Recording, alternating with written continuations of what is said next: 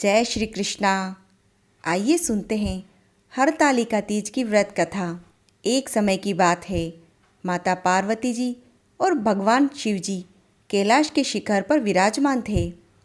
जिज्ञासा के वशीभूत होकर माता पार्वती ने महेश्वर से प्रश्न किया, हे देवादिदेव, आप विश्व के नियंता हो, समस्त धर्मों के अधिष्ठाता हो और समस्त गुप्त भेदों को जानने वाले हो।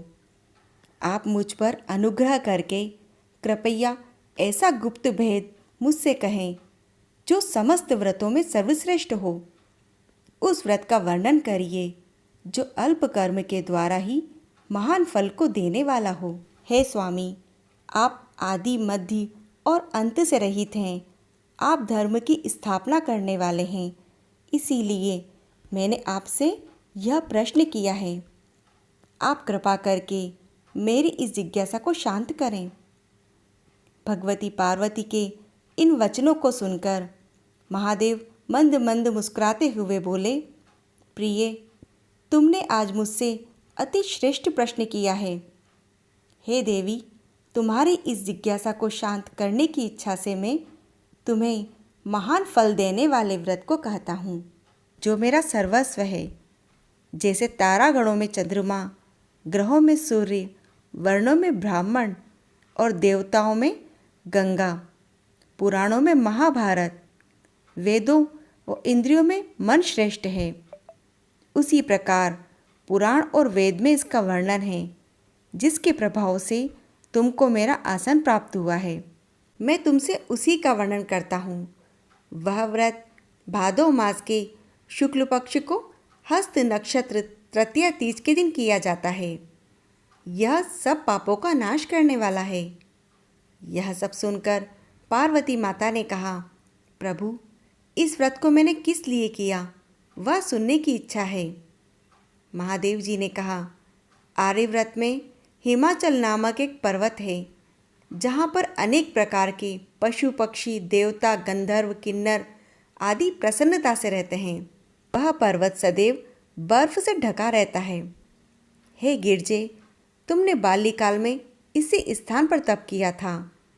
12 वर्ष नीचे को मुख करके धूम्रपान किया, 64 वर्ष बेल के पत्ते भोजन करके, माघ के महीने में जल में रहकर तथा वैशाख के महीने में अग्नि में प्रवेश करके और श्रावण मास में बाहर खुले में निवास करके अन्न जल त्याग करके तप किया। इस प्रकार तुम्हारे कष्ट को देखकर तुम्हारे पिता को चिंता हुई। वे सोचने लगे कि इस कन्या को मैं किसके साथ वरण करूं। तभी देवयोग से वहाँ पर देव ऋषि नारद आए। उन्हें देखकर तुम्हारे पिता ने उन्हें आसन दिया और कहा कि मेरे अहोभाग्य, जो आपका शुभ आगमन हुआ, मेरे लिए क्या आज्ञा है।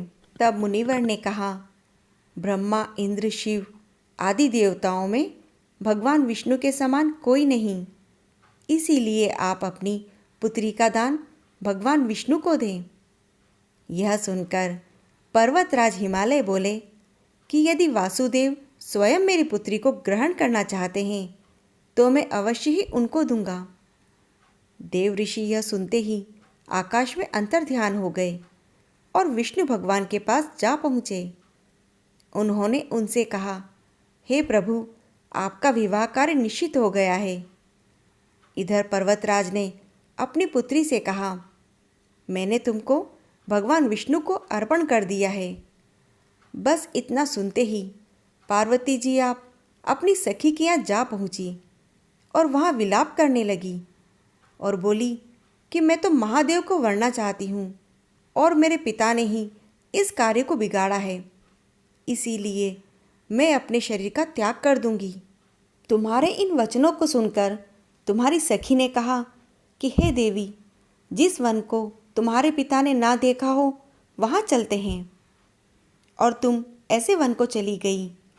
इधर तुम्हारे पिता तुमको ढूंढने लगे और उन्होंने सोचा कि मेरी पुत्री को देव, दानव या किन्नर हरण करके ले गए, और मैंने तो नारद जी को वचन दे दिया है, अब यह पूरा कैसे होगा।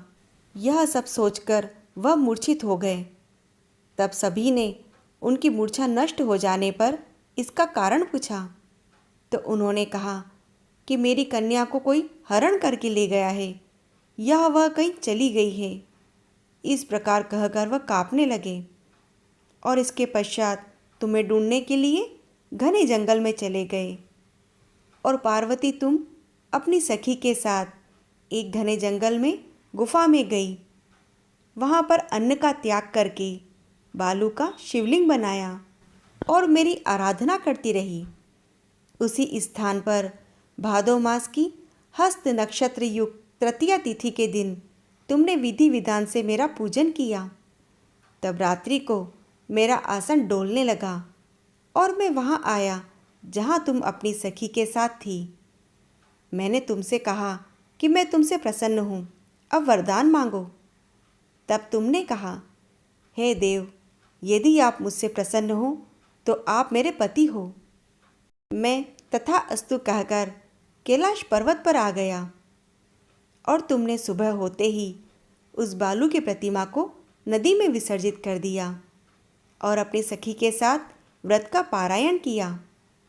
इतने में तुम्हारे पिता तुम्हें ढूंढते हुए उसी वन में आ गए और उन्होंने नदी के तट पर 2 कन्याओं को देखा।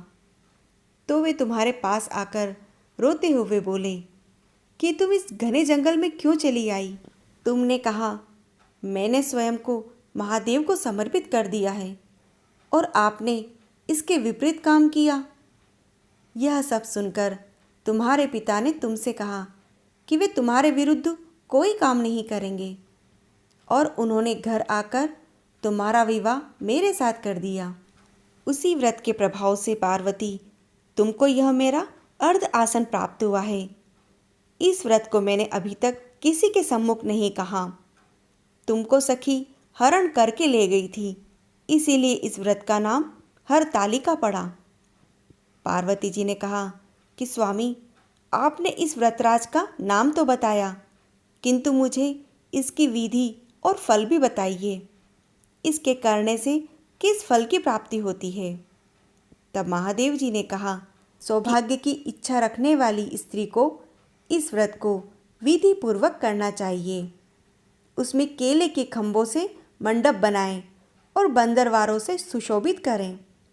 उसमें विविध रंगों से रेशमी वस्त्र की चांदनी तानें, फिर चंदन आदि सुगंधित द्रव्यों से लेपन करके स्त्रियां एकत्रित होकर शंख भैरवी मृदंग बजावें। विधि पूर्वक मंगलाचार करके गोरा और शंकर स्वर्ण निर्मित प्रतिमा को स्थापित करें और उन्हें गंध, धूप, दीप, पुष्प आदि से विधि सहित पूजन करके अनेक प्रकार के नैवेद्य का भोग लगाएं और रात्रि को जागरण करें। नारियल, सुपारी, जवारी, नींबू, लौंग, अनार, नारंगी आदि फलों को एकत्रित करके धूप, दीप आदि मंत्रों के द्वारा पूजन करें और मंत्रोच्चारण करें। शिवाय से लेकर उमायास तक के मंत्रों से प्रार्थना करें और कहें, हे देवी कल्याण रूपे, आपको नमस्कार है। माता पार्वती जी, हम आपको नमस्कार करते हैं। जगत का पालन करने वाली माता जी, आपको नमस्कार करते हैं। आप मेरी रक्षा करें। हे महेश्वरी, मैंने इसी अभिलाषा से आपका पूजन किया है और पार्वती माता, आप हमारे ऊपर प्रसन्न होकर मुझे सुख और सौभाग्य प्रदान करें। इस प्रकार उमा सहित शंकर जी का पूजन करें तथा विधि विधान सहित कथा सुनकर गो, वस्त्र तथा आभूषण ब्राह्मण को दान करें। इस प्रकार से पति तथा पत्नी दोनों एकाग्रचित होकर पूजन करें। हे देवी, इस प्रकार व्रत करने वालों के सभी पाप नष्ट हो जाते हैं। फिर वह 7 जन्म तक राज सुख और सौभाग्य को भोगती है। जो स्त्री इस तृतीया के दिन अन्नहार करती है और व्रत को नहीं करती, वह 7 जन्म तक वंध्या और विधवा होती है। पति को धोखा देने वाली मुर्गी होती है। स्त्रियों को परलोक सुधारने के लिए इस व्रत को करना चाहिए। व्रत के दूसरे दिन पारायण करने के पश्चात चांदी, सोना, तांबा, कांसे के पात्र में ब्राह्मण को अन्न का दान करना चाहिए। इस व्रत को करने वाली स्त्रियां मेरे समान पति को पाती हैं। मृत्यु काल में पार्वती जैसे रूप को प्राप्त करती हैं। जीवन सांसारिक सुख को भोग कर परलोक में मुक्ति पाती हैं। हजारों अश्वमेध यज्ञों को करने से जो फल प्राप्त होता है वही मनुष्य इस कथा को सुनने से मिलता है। हे देवी, मैंने तुम्हारे सम्मुख यह सब व्रतों में उत्तम व्रत को सुनाया है, जिसके करने से मनुष्य के समस्त पापों का नाश हो जाता है। इसी प्रकार की कथाओं का आनंद लेने के लिए आप श्री सनातन व्रत कथा को सब्सक्राइब जरूर करें और इस कथा को लाइक व शेयर करें। जय श्री कृष्णा।